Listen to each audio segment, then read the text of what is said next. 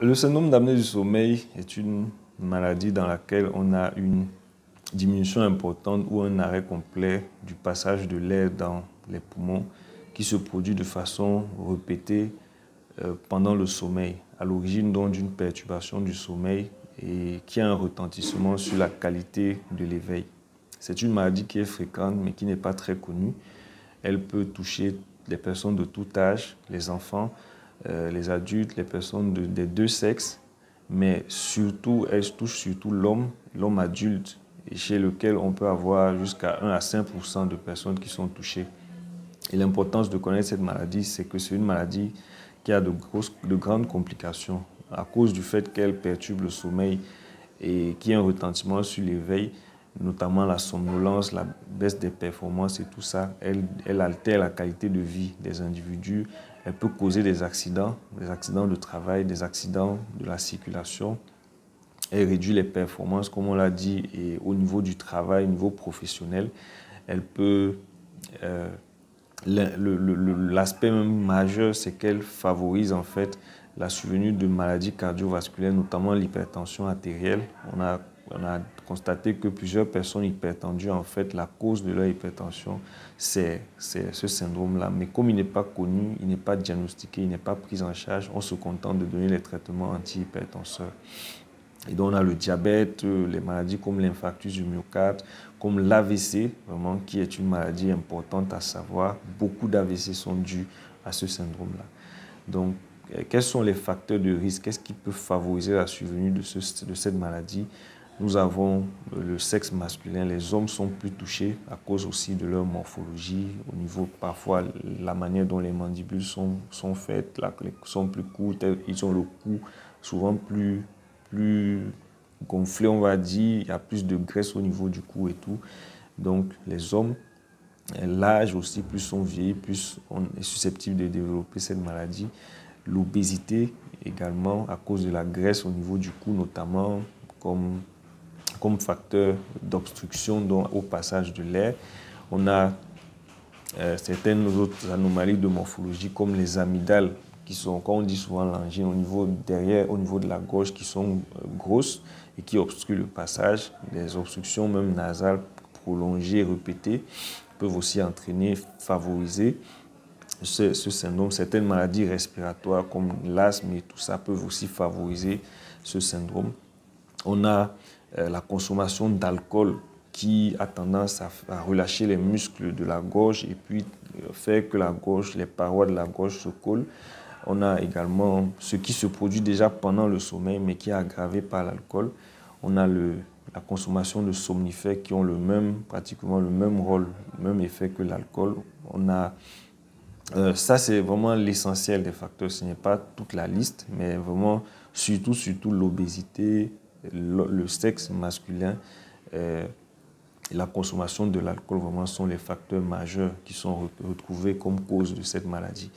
Et donc, quels sont les signes qui peuvent nous faire penser à cette maladie? On a les signes qui surviennent la nuit pendant le sommeil et qui sont très souvent constatés par le conjoint ou la conjointe ou la personne avec qui on dort. C'est notamment les ronflements qui sont bruyants et qui perturbent beaucoup, même la personne concernée ou même la personne qui dort à côté. Ce n'est pas facile. On a les pauses respiratoires, le fait que la personne arrête de respirer pendant la nuit. On a les réveils, souvent en sursaut, comme suffocation. La personne suffoque, elle se réveille, elle n'arrive plus à respirer.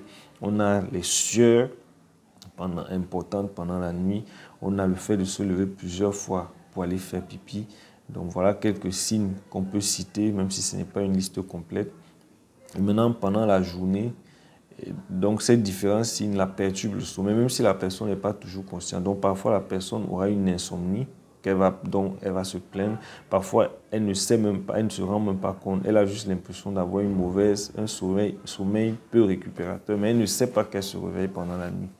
Et donc dans la journée dont il y a un retentissement à cause de la mauvaise qualité du sommeil, on aura le fait d'avoir mal à la tête au réveil, d'être fatigué dès le matin, ça doit avoir l'impression de ne pas avoir dormi et tout. Et la fatigue tout au long de la journée, la somnolence qui est importante tout au long de la journée.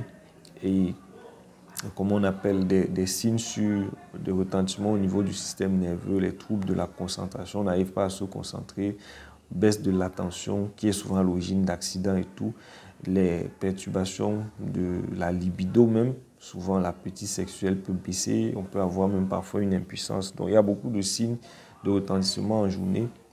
Et au-delà de ça, il y a le retentissement cardiovasculaire, notamment donc l'obésité et notamment aussi l'hypertension artérielle qu'on va retrouver chez beaucoup de personnes. Donc voilà quelques signes qui doivent nous faire penser à cette maladie et aller consulter. On peut consulter un pneumologue, on peut consulter une spécialiste du sommeil, on peut consulter en tout cas un médecin qui est formé à cela, même certains médecins généralistes et tout. Et il y a donc des questionnaires qui vont permettre un ORL aussi, ou bref, il y a des questionnaires qui vont permettre de diagnostiquer la maladie, en tout cas de penser à ça, de faire penser à cette maladie-là et de réaliser donc certains examens complémentaires qui vont permettre de quantifier, de voir vraiment s'il y a des pauses respiratoires la nuit et de voir aussi si la personne a des perturbations du sommeil aussi pendant la nuit. Il y a des examens comme la polygraphie ventilatoire, la polysomnographie, pour ne citer que cela. Donc, lorsqu'on a posé le diagnostic, il faut trouver la cause. La cause peut être juste les facteurs dont on a parlé, l'obésité, l'âge, le sexe masculin, en tout cas ces facteurs-là. Ou encore on peut avoir des cas où on a des anomalies morphologiques dont on a parlé. Dans les cas d'anomalies morphologiques, parfois on peut avoir recours à la chirurgie. Parfois chez les enfants, on peut enlever les amygdales. Maintenant, chez les personnes chez lesquelles on ne va pas retrouver ces anomalies-là, on aura donc recours à une technique qui va permettre d'augmenter la pression dans les voies aériennes de la personne qui est concernée.